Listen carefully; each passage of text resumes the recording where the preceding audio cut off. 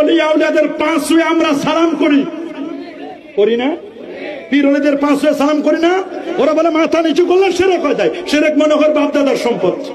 মাথা নিচু করলে শিরক নয়, 7টা অঙ্গ দিয়ে সেজদা করতে হয়। কথা বলে 7টা অঙ্গের কমিউনিটি সেজদা হবে না।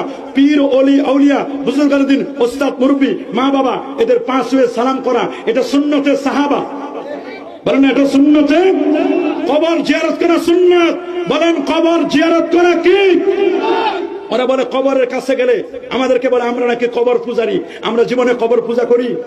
বরং যারা কবর পূজা কবর পূজা কবর পূজা কবর পূজা কবর পূজা এইরকম স্লোগান দিত, পূজা পূজা বলতে বলতে আল্লাহ তাআলা শেষ পর্যন্ত পূজা মণ্ডপে পাহারাদার বানাই দিল। কথা বলেন, পূজা মণ্ডপের পাহারাদার বানাই দিচ্ছে যে তোমরা সুন্নিদেরকে অপবাদ দিচ্ছ, ওরা তো পূজা করে না, ওরা তো মাজার জিয়ারত করে। আমরা কি কবর পূজা করেছি কখনো? কেউ বলতে পারবে? আমরা ওলিয়া আউলিয়ার দরবারে গিয়ে সালাম জানাই, আসসালামু আলাইকুম ইয়া আহলাল কুবুর আনতুম লানা সালাফুন নাহনু লাকুম তাবাউন ইন্না ইনশাআল্লাহু বিকুম লাহিকুন। আমরা গিয়ে দোয়া করেছি এবং আমরা সূরা ফাতিহা ইখলাস এগুলো পড়ে দোয়া করেছি আল্লাহর ওলির উসিলা দিয়ে, আল্লাহর ওলিকে উসিলা দিয়ে আমরা মাজার জিয়ারত করি। মাজার জিয়ারত করা সুন্নাত। আমার নবী নিজে তার মার কবর জিয়ারত করেছিলেন। আল্লাহু আকবার।